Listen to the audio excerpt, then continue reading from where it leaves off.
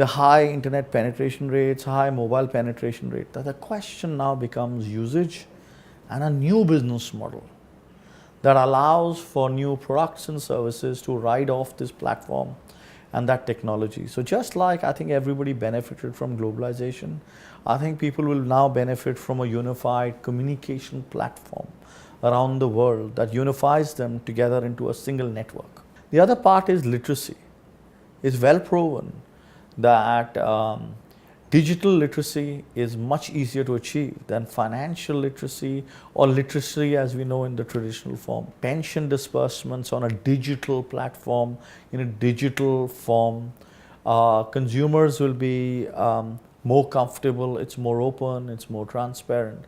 The big question is authentication and security. So if you actually bring that, and I think there are enough technologies coming forth now that allow for that security come through, and I think that allows for pension disbursement to come through on that. So I think the digital divide will start to collapse much faster than ever before.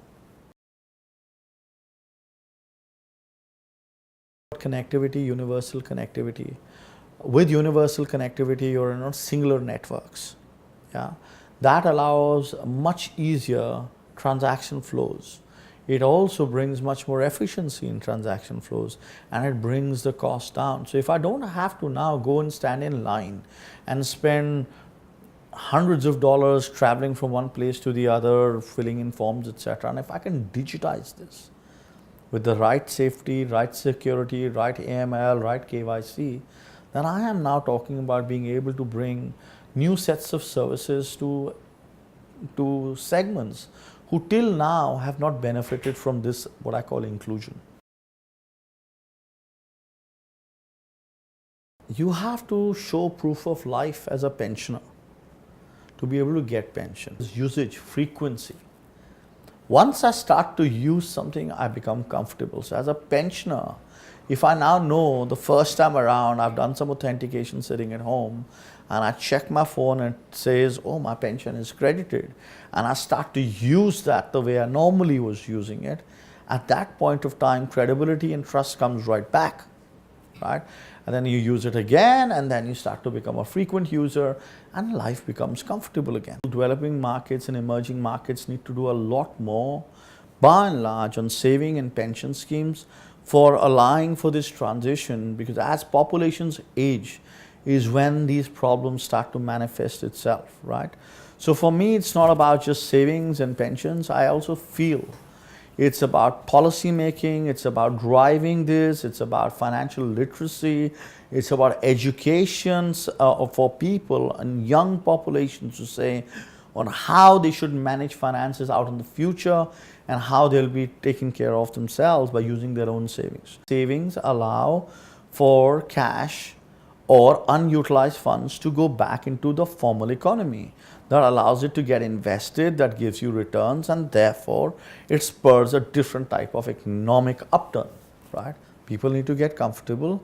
Frequency determines whether they like it or no. You know, it's a well-known fact. It takes between 50 basis points to 150 basis points to just maintain that cash, to digitize that and have all of that money sitting as part of the formal economy allows for better lending. It allows for more transparency in economies. Yeah.